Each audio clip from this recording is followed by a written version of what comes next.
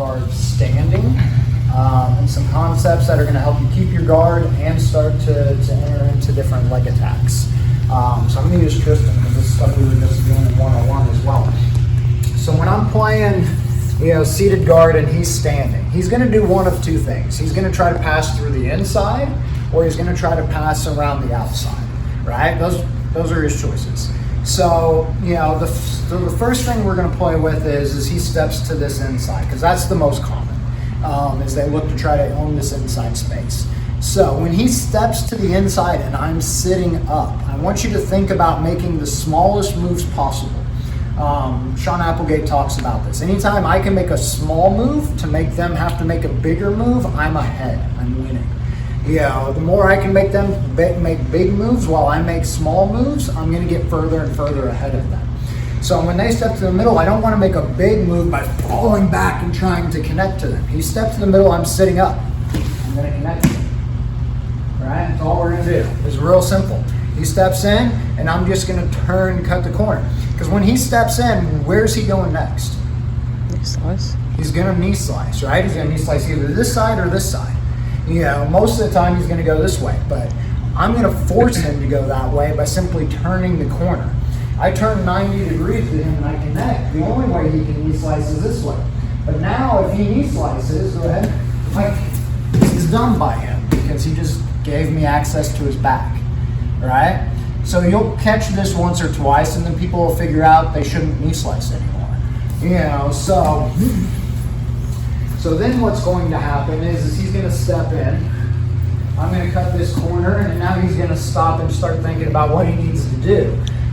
So while he's thinking about what's going to happen next, we have two choices. I can push him this direction, or I can pull him this direction. Right? So we're talking about pulling first. So when I go to pull him, I'm super deep, elbow deep. If I was wearing a gi, this is where you grab your own collar. Think of it about being that deep on your hook. My head is plastered to his thigh. The one concern I have here as I start to do this is this arm. This arm is still in danger where he can look to attach to it like a rolling Kimura situation. Yeah, so once I sit up and I get this control, I'm immediately getting this hand off of the mat. Gio talks about putting it right here. So you can do that, or you can just be aware of its positioning and keep that arm safe. So however you want to do it. But if I put it in his armpit, it's safe here. Now what I'm going to do is I'm going to start to lean back to pull him in. As I do, I'm going to get an X guard on his far leg. So my backside leg is going above the knee, my front side foot is going behind the knee. But I'm doing that as I'm rocking back, right? So we're here, I rock back and I catch. And sitting here, we sitting back. So we're right like this, right? From here, I'm just grabbing his ankle and I'm shooting both legs deep and triangling my legs. Now I have his leg trapped. We can pass it across and we can finish the heel hook with his leg trapped, right? So let's do that again. He steps in. Cut this corner, we're here, stick my hand up, fall back, get the X, sit him on his butt, switch to an ankle grip. Shoot both legs through, trap that leg, pass it across, and we finish. All right? Can you see it again? All right, let's do it. 3, 2, 1.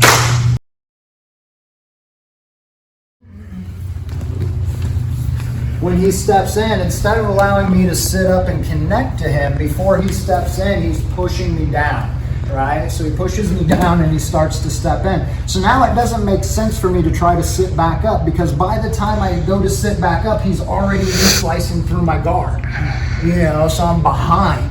So the moment I land, I need to still connect to him with my legs and at least one arm. The same we were doing here, right?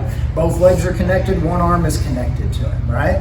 I'm doing the same thing when he pushes me down and he steps in, is I'm connecting both legs and at least one arm, right? So the nice thing when he pushes me down is I can kind of, especially if he pushes me down outside before you step in, right? If he's out here and he pushes me down and he just pushes me straight back, is I can pick a side to funnel him to. Now I know which leg he has to step in with, because he's not going to step in with his other leg, and it doesn't make sense here. So he's gonna step in with this right leg, which allows me to attach to him right away. And we get to our reverse de la Riva. Now, much the same way we're here, the first thing we did is we started working on off balancing. I'm either pulling him or pushing him to either come up or hit that de la X, right? The same thing's gonna happen here. I land and I'm here, I wanna start off balancing. I'm not just hanging out in reverse de la Riva. If I just hang out here and he has his base, he's gonna start peeling my feet off. He peels my foot, he starts knee slicing, now he can back step, you know, do all these things, right? So the moment I make this attachment, I want to start off balancing him right away. The way to do that is to start to turn his knee out. And the way I'm doing that is with this leg. So I'm holding his heel and then I'm twisting my knee, right? If you can get your foot all the way to his thigh, it's even more powerful, but I know only the long and lanky of us can do that. You know, so, but all I'm doing is keeping pressure with the inside of my shin, and then I'm turning his knee to the outside, right? And see how it starts to off balance him and make him have to figure out where he's going, right? You know, so this is the very first part. Sometimes you can get a sweep off of this. I can twist and he's down and we're up, right? Most of the time he's gonna make a correction. He's either gonna step forward and turn his foot out to square up to get his base, or he's gonna back step around the corner and make his base. Those are his two directions he can go to get his base back. Whichever way he steps is gonna make our counter of what we can do. If he steps forward, it's just like in the warm-ups. Now I can go crab ride, do all these things, or even, you know, if you're not big on inversions, he squares up, you can just sit him down and inner legs, right? We don't have to make it fancy, you know, but when I get here and I make this twist, so don't fall down, make the correction this time, right? So I make the twist, see how he steps back? So it's gonna be hard to crab ride him here because that leg is really far away from me, right? So now I have a couple of choices depending on how much he overcorrects. Where he corrected right now, I still don't have a great look at his back. Since I don't have a great look at his back, I'm gonna Jackie Chan. Right? And now this arm is pulling forward, my knees are twisting out. Get his knee outside his ankle, and that creates the sweep to the finish. Let's do that again. Right, so I get to my spot, you know, and again, this came off of, let's back up, this came off of because he pushed me down first before he stepped in. Since I'm already down when he steps in, I'm not sitting back up. I'm just gonna connect. Smallest movement, right? I don't wanna use a bunch of energy. So I'm already here, might as well just play from here. So I make the twist, he falls down, we come up, he makes a correction, right? He's there. If he oversteps, he really steps back far. Now I can see his back. If this happens, this foot comes to the back of his knee, I sit up and grab his other leg, right? And now it's just like the warm-ups. I can take him down and start attacking from here, right? Most people know don't expose your back, right? So they're gonna do what he did the first time, which is when I hit this and they correct, he's not gonna turn so far as to expose his back. But now he's too far to crab ride. I could, if I really wanted to crab ride, I could bring him, I could push and pull and try to get him to step back up. But then again, I'm using energy. So instead, I'm just gonna connect, make this turn, hit my Jackie Chan, right? And then from here, I'm pulling with this arm, twisting with my knees, and we sit him down. I wanna put this foot in the back of his knee because he's gonna immediately try to get back to that hip to hide his heel. This gives me a moment to catch his heel, right? While he can't get this back to the mat. If I'm just here, when we land, he can stomp the mat, make the turn, start hiding his heel and running away. All right, so as I land, this goes right to the back of his knee, so it gives me that moment to catch his heel. Can you see that again? Yeah. Nice. One more time from the top. So he pushes me down, do the whole thing. He pushes me down, he steps in, so I'm connecting. Right? So square up to me like you're gonna pass my guard, right? Okay, so initially he's trying to pass. So like step this back just a little bit. Not that far, halfway in between, right? You're like, because he's gonna step in and start looking to knee slice, right? So he's usually gonna be somewhere in this position. He's probably already lowering his level as he steps in, so he's gonna be getting tight, you know, so get real low to me. Sometimes they're like really driving into you. This is fine. I got both feet and I just straighten him up, right? Twist him out, he falls down, or he makes the correction.